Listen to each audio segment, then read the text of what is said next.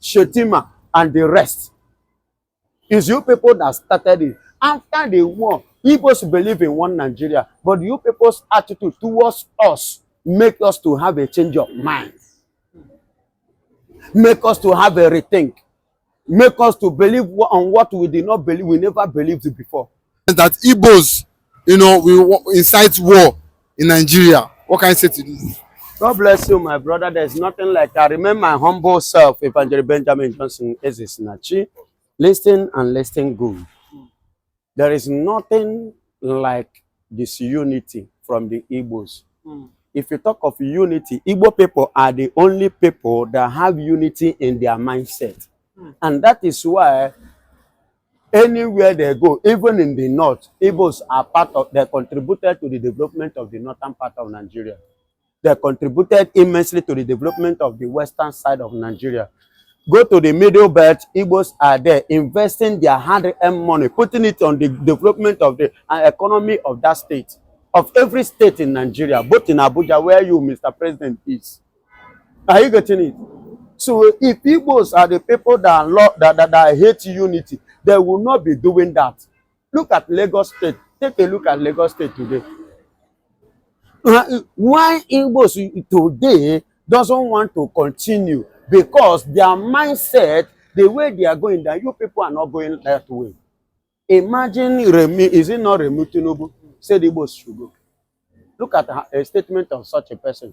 No, she has forgotten it now. She wants to wear clothes. She's bringing clothes. You forget what you have said, and some Yorubas here have said Igbos should go. What does that implies in you? The people that have contributed almost 80% of the development of Lagos State, of your state, you are telling them to go. Are you getting? How many development have you people contributed in the eastern region? Including northerners. Go to the east, go and check all over the part of the east. How many of them have contributed 10% to the economy of any state in the eastern region? But the Igbos have contributed 50% of in every state in Nigeria for the development of that state. And you are talking about disunity. It's you people that disregard the Igbos. That is why now we want to go. So if you are talking of disunity, it started from you, Shettima, and the rest.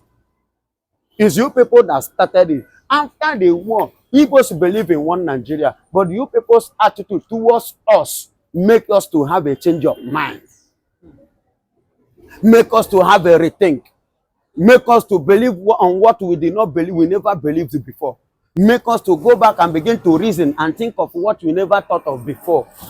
And remember, after the war, nobody is in England like me. I don't talk of this thing again, division. I believe we are one. Even when Owazurike came up with, during Obasanjo regime, and which I followed the Owazurike. And at the end of the day, Owazurike succumb and balance, and a kind of he has given up. I myself, I give up. That's why when nnamdikanu came up, I did not believe in him. Are you getting it? But if you watch what has played, even what is still playing now, tell me the Hausa, excuse me, sorry. The people, both Abakari and the rest, both Igbo and the rest, who participate, who did exactly what Nnamdikanu did. How many of them are in the DSS hospital? None. None. I repeat, none. Because Nnamdikanu is from the eastern region. That is why they kept, even when he defeated Nigeria in the Supreme Court, even with the Supreme Court verdict, yet they still kept him with DSS. In other words, that shows me that truly what Nnamdikanu was saying is true. Yes, that is an implication, indication. That is an indication, and it was an implication against Nigeria. They implicated themselves in doing that. Are you hearing me? Now, listen and listen good. Since the 1970, the war ended, which development has Nigerian government bring to Igbo land? I could remember during the time of Obasanjo, Aton Zerebe, the late Aton Zerebe, asked the federal government to look into that Onitsha Head Bridge water, to dig it and make it into a kind of a seaport whereby a ship will be coming there. They turned it down. He even went ahead and appealed to them that they should permit him to do it even with his money. They refused because it's Igbo. Calabar Resort, I will not forget, under Tinubu, what is it called? Obasanjo regime. Calabar Resort. If had he been, he allowed that to be established in the Calabar, that you will see, in fact, you will see employment, you will see mega development in the East. But because that thing is based on the East, he refused. Look at this young man, Innocent Moto. He invited that one to come to Lagos here and build it. Because the man refused, they refused to patronize him. Are you getting it? Are you hearing me? Since Obasanjo time, are you hearing what I'm saying? Then are you trying to tell me that if not that this man is an Igbo man, will they be treating them like that? No, that is the answer. So they don't want anything good in the Eastern region. So that is why now we have woken up. Yes. Now I am speaking to you. I have agreed with what Mazen nnamdikanu said. I agree with him 100% this time. I followed him. In fact, I am now ready what he said because I have seen. Look at me. I'm no longer a child. I'm close to 50. I'm pushing 50. Are you getting it? A child, a man of my age is no longer a child, a baby. How old is Nigeria? If I tell you my age, you will know that Nigeria did not even senior me. Up to 20 years. They did not even senior me up to 20 years. Nigeria as a nation, they didn't senior me. They didn't use up to 20 years senior me. So I'm not a kid. I have sat down and reasoned what Mazen nnamdikanu has said. And I watch what is going on in this country, the way that Igbos, the Easterners are being maltreated and being marginalized in every sector, in every quarter. I discovered that what this man is pointing, he is right. He's right.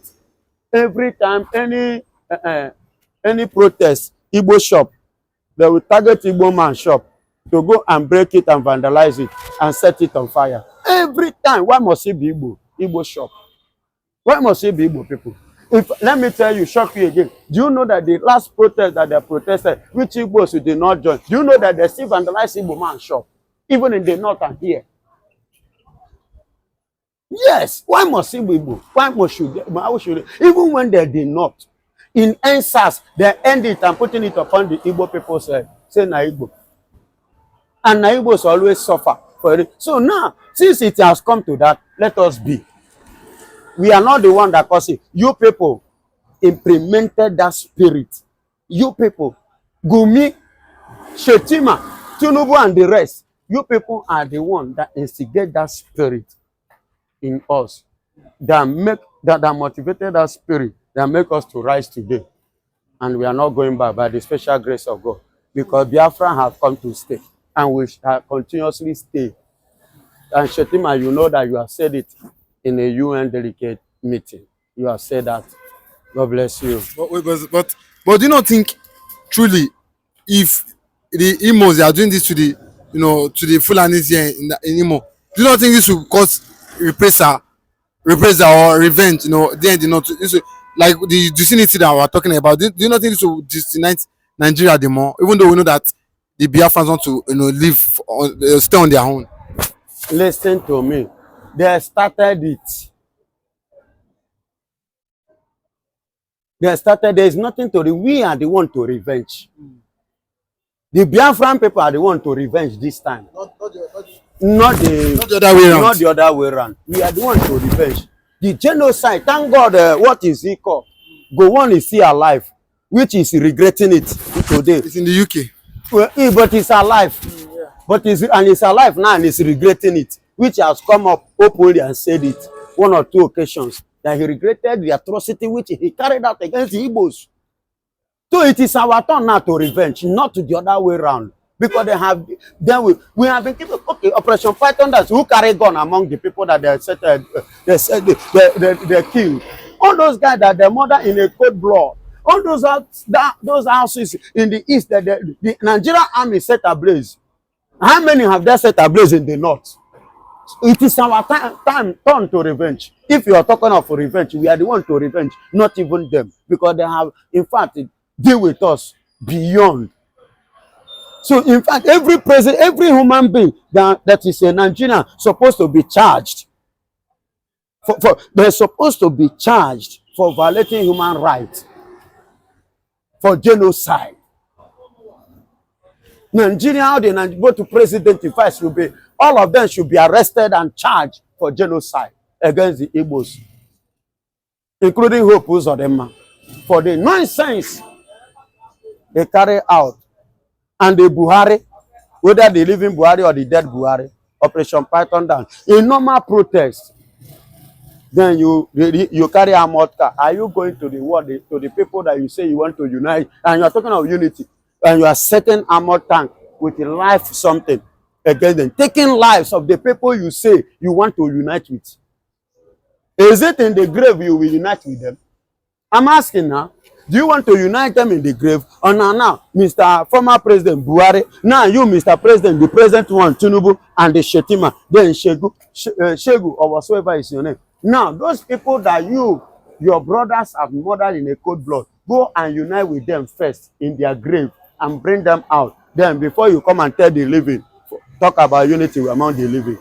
They made him governor through the back door, and it looks like he signed that agreement to make sure that at the right time he's going to, relocate 1.6 million Boko Haram in 1.6 million. Imo State. And let me tell you, it's Ruga. It's an extension of where Buhari stopped. It's a manipulation of the Muslim ticket. It's the reason why the Yorubas are being northernized politically. It's the reason why they want, a leg in the entire eastern region. And they look at Uzodinma as a potential, friend, who they will likely use, to portray and advance what the original plan of 1967 is. They made him governor through the back door, and it looks like he signed that agreement to make sure that at the right time he's going to, relocate 1.6 million Boko Haram in 1.6 million. Imo State. 1.6 million. IDP camp, wherever they are coming from. Did you sign it or not, Hope Uzodinma? That was how he became governor. And now, they are looking at that direction, that before he leaves power, he needs to fulfill the part of that agreement. They gave me that. And that is what has happened now. As I'm talking to you, a similar thing is being shown in the entire north, that they have successfully moved IDP camp, Boko Haram IDP camp, to eastern region. Under the watch of Bola Ahmed Tinubu, who have embraced the northern political ideology, who has understand the Muslim thing, who is being seen today. I don't know how to explain it, but the fact is that as long as we continue to get this thing to our reasoning, we must understand that there should be a difference between Nigerians seeking asylum and those who are breeding terrorists. For them to come out and say that it is a do-or-die affair, that Hope Uzodinma must accept them, because it was one of the reasons the Belgian governor has become something of question and response. And of course, answer must come. The federal government has been silent over that. We have seen, a different resistance to that regard. Not only that, they built a lot of underground movements. The way they bring these people in, keep them in a particular forest for a very long time, and gradually begin to, integrate them into the society. Uzodinma Hope Uzodinma will be held responsible for being the face of APC Boko Haram IDP camp in Imo State. This is something that is very bad. This is not something that should be taken with kid glove, because these people you are seeing today has a track record of breeding terrorism with time, and it should be looked into. It should be something that should be jettisoned. The ideology and the principle that have laid such foundation against the will of the people. They have been trying over time to use a certain policies and ideology. Their man came with Ruga, came with several things, came with grazing whatever, and at the end of the day, it was checkmated and it was stopped. This one they are doing, they should hold Uzodinma responsible for anything they have signed with them. It's not the people that signed it with them, it's Uzodinma. Whatever disagreement, if you didn't maintain any part of the agreement, they should hold Uzodinma responsible, not the East. And I'm telling you, if that plan continues to go on, it is going to be stopped. How it's going to be stopped, we might not know, but I can tell you that resistance is breeding against it, and it's going to be checkmated. But as a governor, if he forces his way and maintain his stance, is there anything that can be done as regards that? The voice of the people is the voice of God. Anything that God does not plan will not exist. Anything that people does not want will not exist. The rising and conquest of any form of propaganda and policy in any disguise, whoever is bringing it will not stand, because the people will not tolerate. If you like, let him go to. Well, why is it that they are bringing these people? We have enough of Sambisa forest. They can move them there. There's a lot of land in the north. Put them there. Also bring them to where people are having sanity. Go build several land that there. Build IDB camps for them, so that you can breed them there. You want to unite to the Igbo? No, of course. If you say this is unity, well, you are bringing arms. You are trying to weaponize, the eastern Nigeria. Of course, it's not going to happen, because with time they continue planting. And look at somebody coming out to threaten the entire Igbo nation, that Shettima, that he can war Igbos. Who tells you that this is 1967? I think that's why, when I look at some certain things that happen in the Middle East, I don't blame Israel for anything. Because to an extent, some people need to understand that, life is not what they actually think. That the life everybody come here to live has opposite directions. Go do your own thing in your own way and understand your own freedom, and allow other people to do their thing their own way and understand their own freedom. As simple as that. The problem we are having today is the United Nations allowing these things to breed to an extent of becoming a conflict, becoming a threat, and they are not doing anything about it. Will you tell me that United Nations are not hearing anything about Biafra?